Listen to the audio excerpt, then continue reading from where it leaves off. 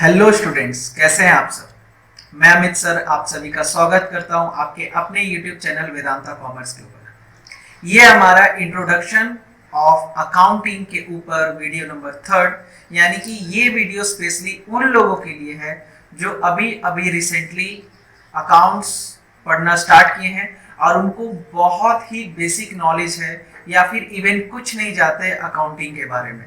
तो ये वीडियो उन लोगों को हेल्प करेगा जो बहुत ही बेसिक से सब कुछ समझना चाहते हैं। यानी कि इस वीडियो में from the very beginning, from ABCD से लेकर आपको अकाउंटिंग का ABCD तक पढ़ाया जाएगा। तो फाइनली अगर बात करें इस वीडियो के बारे में, तो इस वीडियो में हम लोग बात करने वाले हैं हर वो अकाउंटिंग टर्म्स के बारे में जो कि इनिशियली आपके लिए बहुत इंपॉर्टेंट हो जाता है समझना। अगर इन अकाउंटिंग टर्म्स को आप नहीं जानते हैं, इन वर्ड्स का मतलब अगर नहीं जानते हैं, तो आपको अकाउंटिंग पढ़ना थोड़ा मुश्किल हो सकता है। तो जैसे साइंस में हम लोग पढ़ते थे तो फ्रिक्शन, ग्रेविटी, मोशन का ही मतलब होता था, उसी तरीके से यहाँ पर भी अकाउंटिंग में भी बहुत सारे अकाउंटिंग टर्म्स हैं जो कि आपके लिए काफी नया होने वाला है, और उन अकाउंटिंग टर्म्स का क्या मतलब होता है इस वीडियो में हम लोग समझेंगे।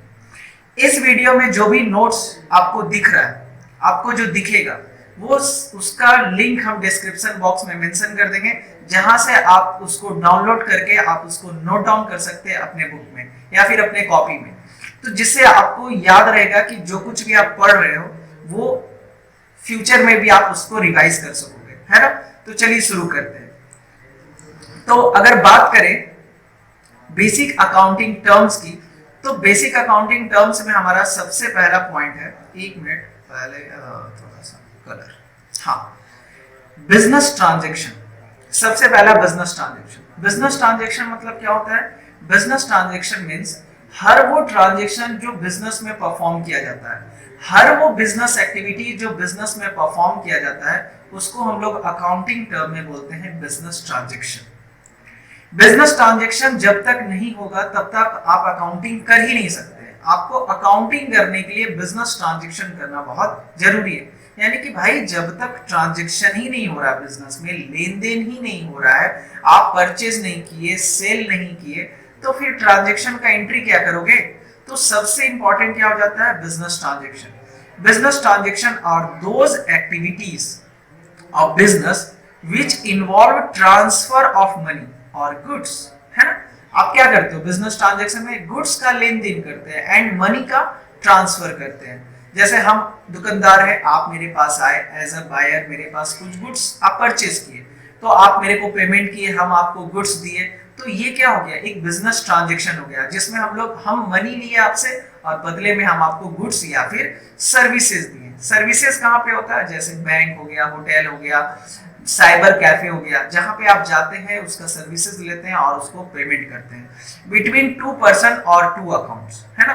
2 और मोर पर्संस भी हो सकते हैं। नेक्स्ट पॉइंट की बात करें, बिजनेस ट्रांजैक्शन क्लियर है। Next account. अकाउंट क्या होता है?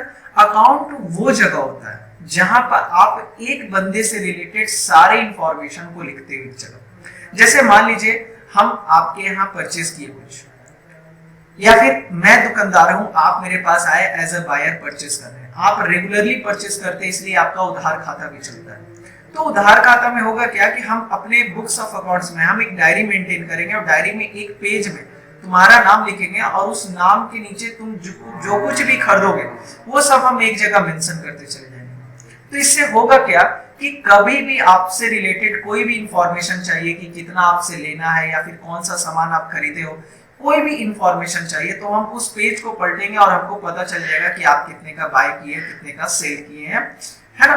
तो बेसिकली वो उस जगह को हम कहेंगे अकाउंट। यानी कि किसी भी आइटम से रिलेटेड हर एक इंफॉर्मेशन को एक जगह जो लिखते हैं उसको क्या बोलते हैं? अकाउंट। तो अब जब अकाउंटिंग पढ़ोगे तो आपको बहुत सारे अकाउंट खोलने पड़ेंगे। इवन जितने आइटम आपको दिखेंगे सबका अकाउंट आपको ओपन करना पड़ेगा।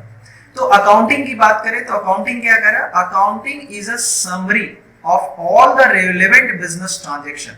आपसे रिलेटेड जितना भी ट्रांजैक्शन हुआ है उसका समरी एक जगह लिखना at one place, relating to a person, assets, expenses और रेवेन्यू।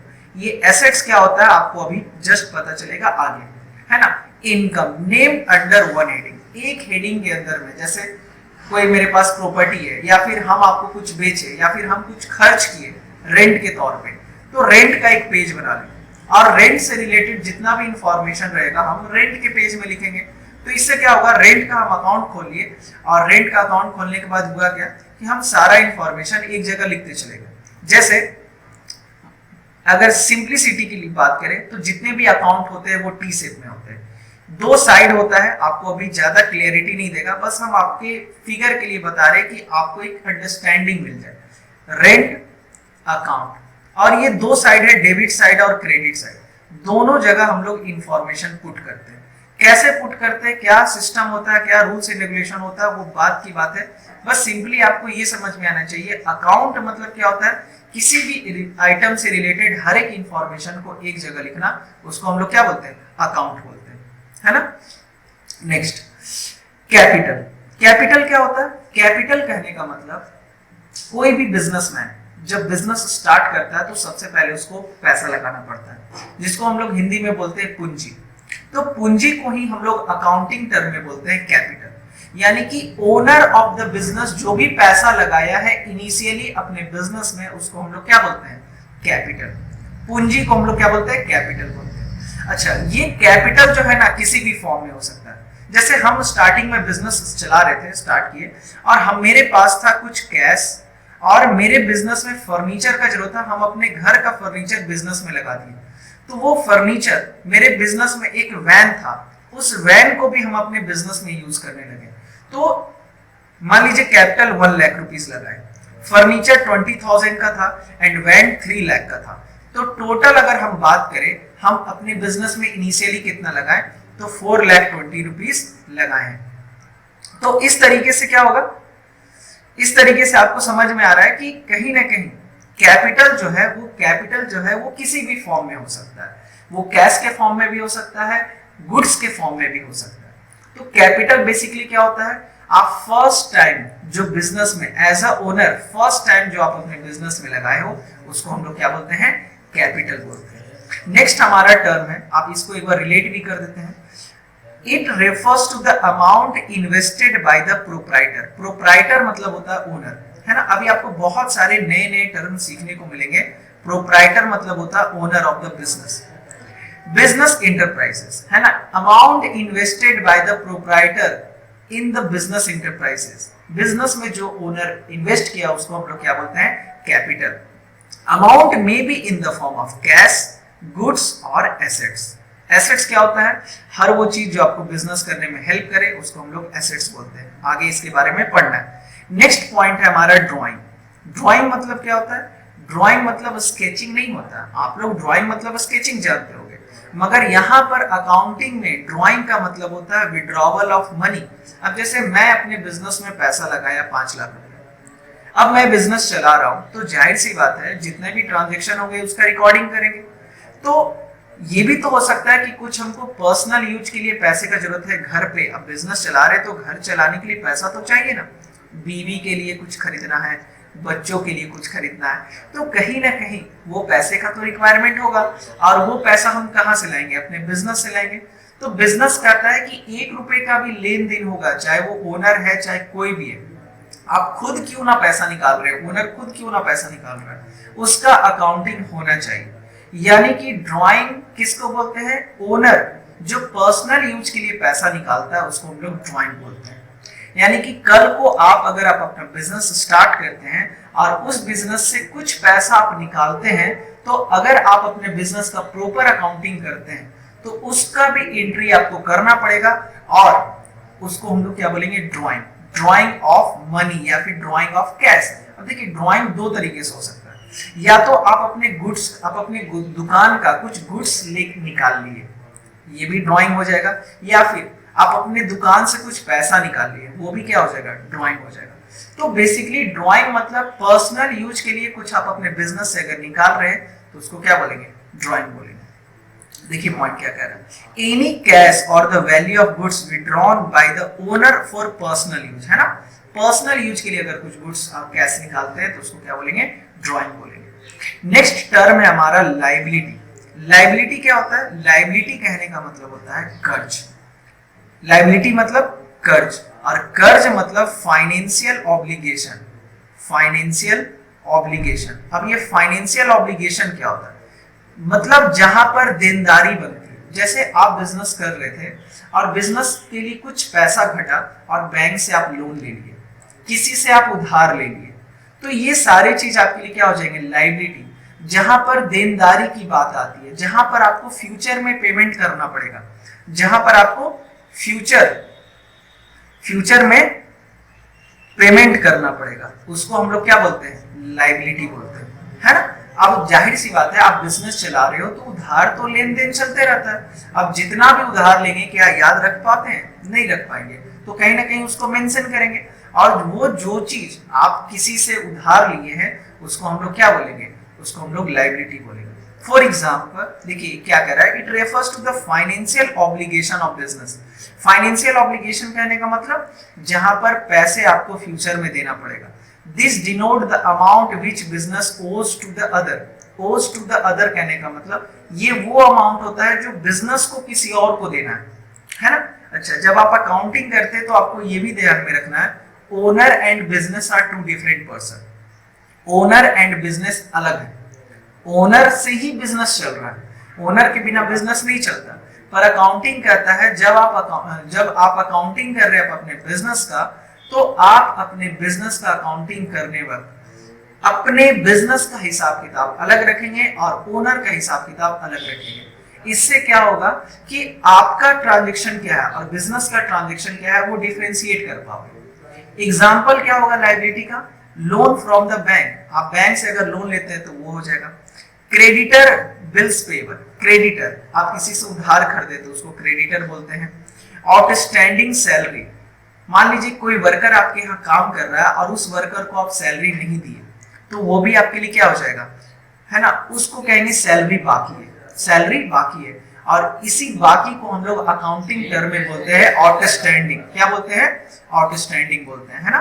कि सैलरी, किसी भी वर्कर को अगर सैलरी बाकी है तो उसको जो सैलरी देना है, वो सैलरी कहीं ना कहीं आपके लिए तो कर्ज का काम कर रहा है, और चूंकि आपके लिए कर्ज का काम कर रहा है, इसलिए ये आपके लिए क्या हो जाएगा? लायबिलिटी हो जाएगा, है ना। Short term loan. Short term loan की बात करें तो किसी भी बैंक से अगर कम समय के लिए लोन लिए तो आपके लिए क्या हो जाएगा? लायबिलिटी हो जाएगा, है ना। नेक्स्ट है आपका एसेट्स। एसेट्स की बात करें तो एसेट्स मतलब property of the business. Assets बहुत इंपॉर्टेंट होता है और कई बार आपको यूज करना पड़ेगा ये टर्म। तो चलिए एसेट्स समझते हैं। अब आपको पता है बिजनेस चलाने के लिए ओनर का तो होना जरूरी है, मगर क्या सिर्फ और सिर्फ ओनर से काम चल जाएगा? क्या सिर्फ और सिर्फ ओनर आपके सारे एक्टिविटीज परफॉर्म अकेले कर सकते हैं? क्या बिना मशीन के आपका बिजनेस चल पाएगा? क्या मोटर कार के बिना बिजनेस चल पाएगा? क्या आपके बिजनेस में ट्रक का रिक्वायरमेंट नहीं है? सर बहुत जरूरी है। तो वो चीज जो आपके बिजनेस में यूज होता है और लंबे समय तक यूज होता है, उसको हम लोग प्रॉपर्टी ऑफ बिजनेस बोलते हैं, एसेट्स बोलते हैं। जैसे आप एक फैक्ट्री चला रहे हो ब्रेड बनाने की, और ब्रेड बनाने के लिए आप ब्रेड का मशीन रखे हैं, फर्नीचर रखे हैं, मारुति वैन रखे हैं डिलीवरी देने के लिए, तो इसके बिना बिजनेस नहीं चला सकते। और कहीं ना कहीं खास बात यहाँ पर क्या है कि आप एक बार पैसा इन्वेस्ट किए हैं और इसका बेनिफिट आपको लंबे समय तक मिलेगा। ट्रक में एक बार पैसा लगाए, लंबे समय तक चलेगा, मान लीजिए 10 साल। आप मशीन में पैसा लगाएं, वो भी लंबे समय तक चलेगा। तो एसेट्स का फायदा क्या होता है कि आप एक बार कैश लगा दिए और उसका बेनिफिट आपको लंबे समय तक मिलेगा। इसको क्या बोलते हैं? एसेट्स। और एसेट्स में और क्या क्या आता है? कैश भी आता है, क्योंकि कैश के बिना आप बिजनेस नहीं कर सकते।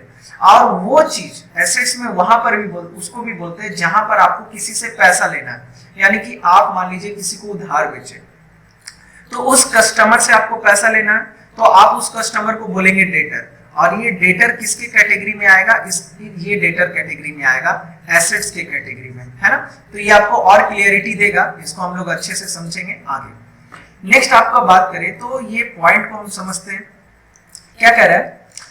Anything which enable the business enterprises to get cash or benefit in future is an assets. Sir हर वो चीज जो आपको कैश जनरेट करने में हेल्प करे या फिर आपको फ्यूचर में हेल्प करे, फ्यूचर में बेनिफिट पहुंचाए, उसको हम लोग बोलते हैं assets. Anything which is the property of the business, और ये आपका प्रॉपर्टी ऑफ बिजनेस होता है, इसको सिर्फ आप यूज करते हैं। आपके घर का कार कोई और यूज करता है क्या? नहीं। तो ये आपका प्रॉपर्टी ऑफ पर्सनल प्रॉपर्टी हुआ, है ना। अच्छा, एग्जांपल, कैश में पैसा है या फिर बैंक में पैसा है, बैंक बैलेंस या फिर कैश बैलेंस। स्टॉक, आपके गोदाम में जो स्टॉक रखा हुआ, आपके दुकान में जो स्टॉक है, वो भी आपका बिजनेस का पार्ट हुआ। Furniture, machinery. डेटर, डेटर कौन होता है? जिसको आप उधार बेचे उसको क्या बोलते हैं? डेटर बोलते हैं। बिल्स रिसीवेबल, बिल्स रिसीवेबल मतलब जिसको उधार बेचे उससे आप बिल पे साइन कराते हैं ना, तो उसी को बोलते हैं बिल्स रिसीवेबल। जैसे आप हमसे उधार कर रहे, हम बिल बनाए और बिल पे आपसे साइन करवा लिए, तो आप सिंपली कह सकते हैं कि ये bills receivable. Land and building, land and building कहने का मतलब आपके पास जो बिजनेस का लैंड एंड बिल्डिंग है, प्रॉपर्टी है, वो भी आपके लिए क्या हो गया? एसेट्स, क्योंकि इसके बिना आप बिजनेस नहीं कर सकते, है ना। चलिए नेक्स्ट अगर बात करें तो नेक्स्ट टॉपिक हमारा इनकम। इनकम क्या होता है? इनकम, इनकम के लिए ही बिजनेस करते हैं। तो आपको तीन टर्म दिख रहा है, इनकम, प्रॉफिट और गेन। ये तीनों इंटर रिलेटेड टर्म है, एक ही जैसा है मगर थोड़ा थोड़ा डिफरेंस है। इनकम की बात करें तो इनकम मतलब होता है difference between revenue and expense. जैसे आप सेल किए और सेल करने के लिए जितना भी खर्च किए वो माइनस कर दो, वो आपका क्या निकल जाएगा? इनकम निकल जाएगा, है ना। रेवेन्यू मतलब क्या होता है? रेवेन्यू मतलब होता है सेल, सेल करके जितना भी पैसा आए उसमें से आप एक्सपेंसेस माइनस कर दीजिए, आपका क्या निकल जाएगा? इनकम निकल जाएगा। बट प्रॉफिट की बात करें तो प्रॉफिट क्या होता है? Refers to the net return received by the business. Net return, जैसे अब क्या हुआ कि इनकम, हम मान लीजिए इसके लिए एक एग्जांपल लेते हैं, जैसे 30,000 रुपए का हम सेल किए, जिसमें कि मेरा, है ना, सेल किए जिसमें कि मेरा एक्सपेंस हुआ है, एक्सपेंस है मान लीजिए 16,000, तो यहाँ पे मेरा बेनिफिट कितना है? 14,000 रुपीज। मगर और भी कुछ खर्च हुआ, जैसे या फिर मान लीजिए हमको किसी भी तरीके का एक्स्ट्रा खर्च हुआ, या फिर मेरा कोई पैसा लेके भाग गया 4,000 रुपए, तो 4,000 लेके भाग गया, तो फाइनली मेरा जो बेनिफिट है वो 10,000 किया। तो एक्स्ट्रा जितना भी खर्च होता है सारे खर्चे को माइनस कर देते हैं, तो मेरा नेट प्रॉफिट निकलता है, जो कि आपके इन हैंड आया, जो कि आपका आया फाइनली सारा एक्सपेंसेस माइनस करने के बाद जो अमाउंट आता है उसको हम लोग क्या बोलते हैं? इनकम बोलते हैं, प्रॉफिट बोलते हैं, है ना। एंड लास्ट क्या बोल रहा है? गेन। गेन क्या होता है? गेन होता है मॉनिटरी बेनिफिट, मॉनिटरी बेनिफिट और advantage resulting in business transaction. किसी भी बिजनेस ट्रांजेक्शन को परफॉर्म किए, जैसे आपके बिजनेस का एक मशीन था 10 लाख रुपए का, उसको आप यूज किए और उसका वैल्यू डिक्रीज हुआ। किसी भी मशीन को यूज करोगे तो उसका वैल्यू डिक्रीज होगा, और जो भी वैल्यू डिक्रीज होता है उसको हम लोग बोलते हैं डेप्रिसिएशन। ये आपको आगे पढ़ना है, डेप्रिसिएशन। तो जैसे मान लीजिए 10 लाख का आप मशीन किए, खरीदे हैं, 3 साल तक यूज किए, 3 साल तक यूज करने के बाद उसका वैल्यू डेप्रिसिएट होके बचा मात्र 3 लाख रुपीस। तो 10 लाख रुपया का मशीन का वैल्यू 3 लाख बचा, तो कहीं ना कहीं 7 लाख रुपीस रिड्यूस हो रहा है वैल्यू, और इस वैल्यू को बोलेंगे डेप्रिसिएशन। मगर ये जो 3 लाख का मशीन था, फाइनली आप उसको मार्केट में बेचने गए और बेच के आपको मिला 3.5 लाख रुपए। तो ये जो एक्स्ट्रा बेनिफिट हो रहा है, इसको आप बोल सकते हैं कि ये गेन है। किसी पार्टिकुलर ट्रांजेक्शन के बाद जो आपको एग्जैक्ट जो प्रॉफिट होता है उसको हम लोग गेन बोलते हैं, ठीक है। नेक्स्ट है आपका लॉस। लॉस तो आपको पता है, जब खर्च ज्यादा है और इनकम कम है उसको क्या बोलते हैं? लॉस, है ना।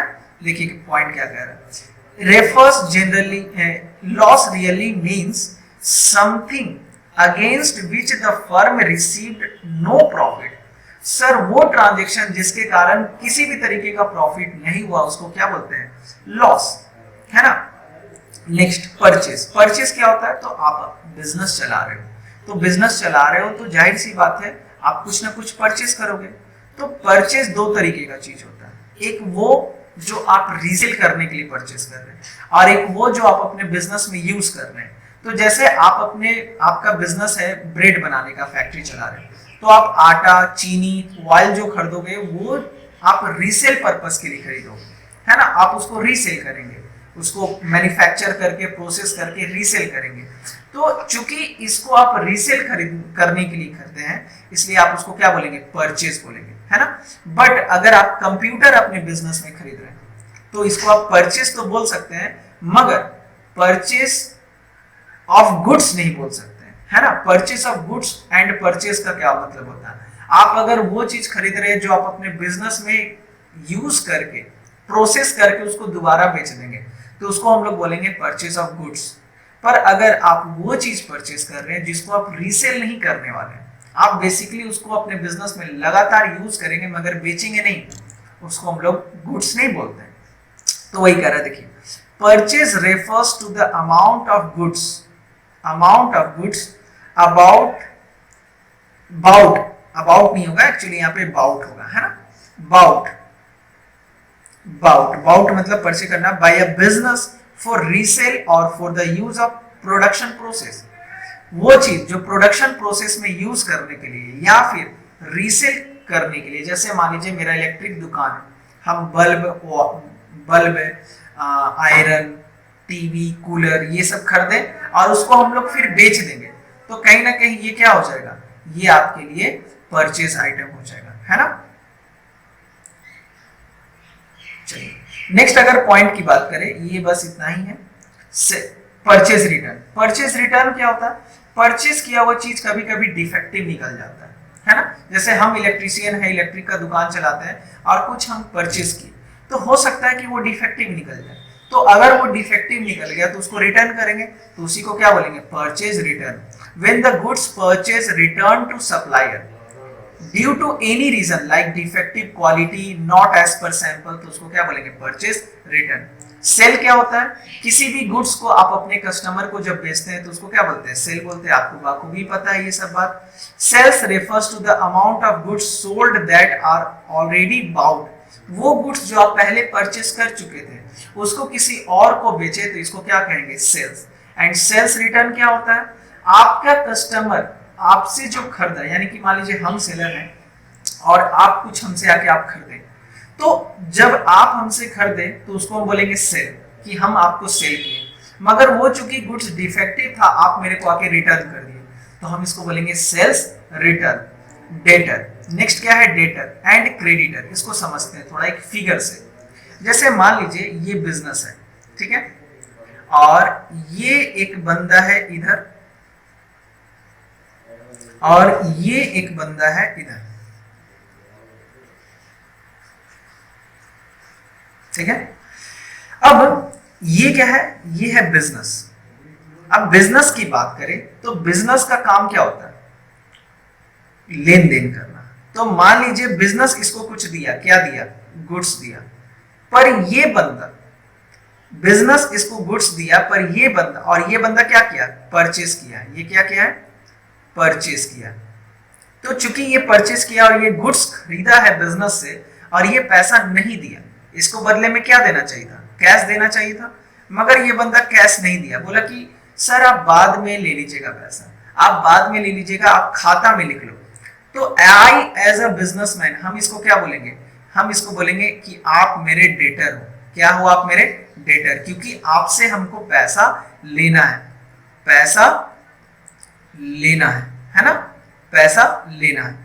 तो वो बंदा जिसको आप उधार बेचे हैं, जिसको आप सेल किए, आप क्या किए, गुड्स सेल किए, तो आप सेल किए तो वो बंदा परचेस किया, ये बंदा क्या किया, परचेस किया। तो अगर ये परचेस किया उधार पे, कोई कस्टमर आपका उधार पे आपको आपसे परचेस करता है, तो आप इसको क्या बोलेंगे, डेटर, है ना।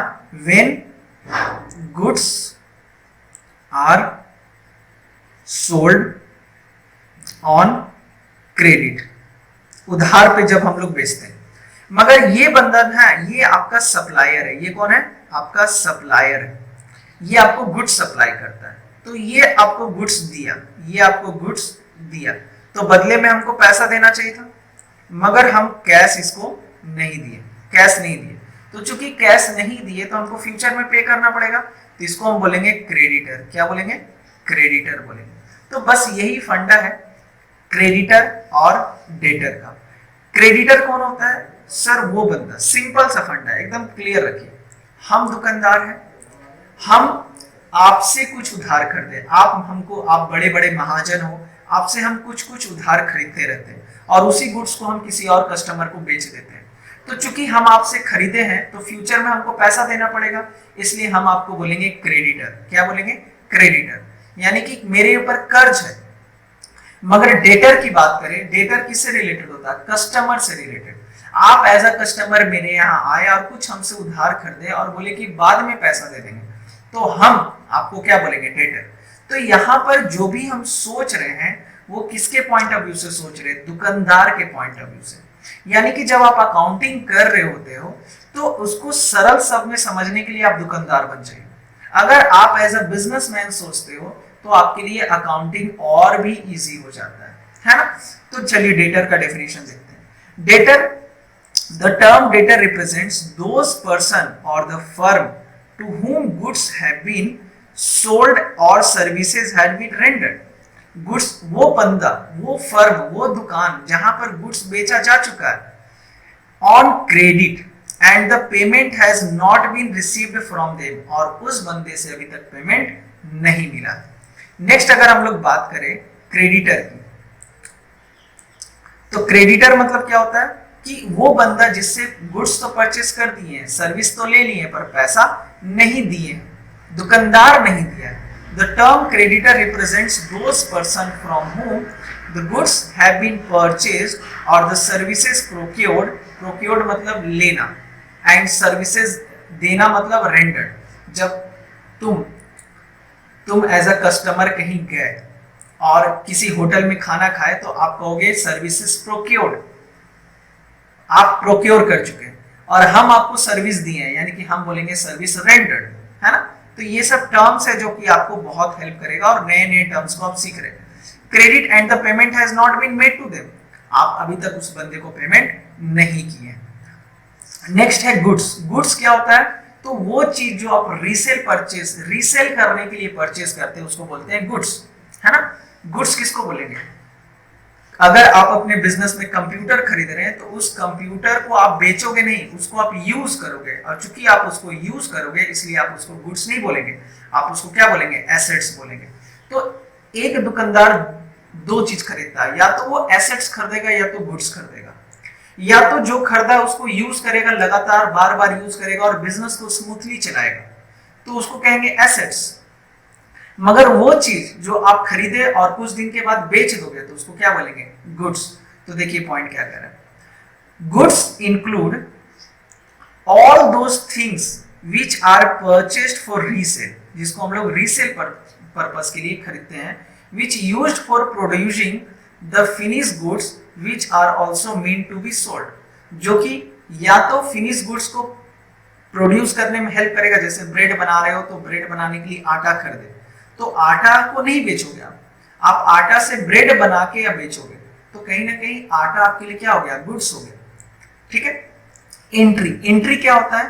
किसी भी चीज का एंट्री मतलब अंदर आने वाला एंट्री नहीं है ये। एंट्री मतलब होता है किसी भी ट्रांजेक्शन को, किसी भी बिजनेस ट्रांजेक्शन को जब आप रिकॉर्ड करते हैं अपने बुक्स ऑफ अकाउंट्स में, आप वही खाता में जब उसको लिखते हैं तो उसको बोलते हैं एंट्री, है ना? किसी भी चीज को देखिए, when the transaction or the event is recorded in the books of account, books of accounts होना चाहिए था, उसको हम लोग क्या बोलते हैं? एंट्री बोलते हैं। बैड डेप्ट क्या होता है? बैड डेप्ट मतलब पैसा लेके भाग जाना। अब जैसे आप कस्टमर हो मेरे, आप जैसे 50 स्टूडेंट हमसे कुछ खरीदे और आप खरीदे तो कुछ ना कुछ तो नालायक होते हैं, कुछ ना कुछ पैसा डुबाने वाले होते हैं।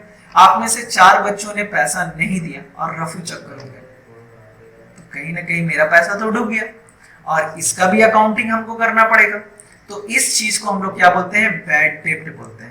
The amount that has become irrecoverable from debtor, आप हमसे खरीदे इसलिए आप डेटर हो गए।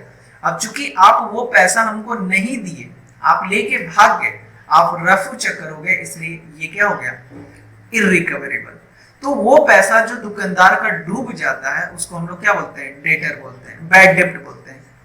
एंड लास्ट है वाउचर। वाउचर क्या होता है? कोई भी बिल, कोई भी, जैसे आप दुकान में जाते हो कुछ परचेस करते हो, परचेस करने के बाद आपको बिल मिलता है, उस बिल को हम लोग बोलते हैं वाउचर, है ना, जो कि ट्रांजेक्शन का प्रूफ होता है कि हाँ ये ट्रांजेक्शन हुआ है और इसका ये प्रूफ है ना। Written proof of a particular transaction, और वो किसी भी फॉर्म में हो सकता है, कैश रिसीप्ट, कैश मेमो, है ना, जो कि आपको प्रूफ करता है। कल को आपको क्लेम करना है कि हाँ हम आपसे गुड्स खरीदे और आप घटिया गुड्स दे दिए, तो वो बिल के आधार पे ही होगा।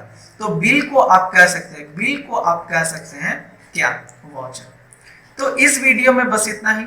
इस वीडियो में हम लोग काफी चीज सीखे कि आखिर क्या बेसिक टर्म्स होता है जो कि एक अकाउंट्स के स्टूडेंट को जानना बहुत जरूरी है। इस बेसिक टर्म्स के मदद से आप आगे सीखेंगे और कहीं ना कहीं ये आपको बहुत हेल्प करेगा। फॉर नेक्स्ट वीडियो आपको वेट करना पड़ेगा, और उस वीडियो में हम लोग फर्दर अकाउंटिंग कैसे प्रोसीड किया जाता है। अभी कम से कम 4-5 वीडियोस में आपका थियोरी का क्लासेस ही चलेगा, जिससे आपके दिमाग में बैठ जाए कि आखिर अकाउंटिंग होता क्या, तब हम लोग अकाउंटिंग करना सीखेंगे, है ना। तो इस वीडियो में बस इतना ही, फिर मिलते हैं नेक्स्ट वीडियो में। Till then bye bye, take care.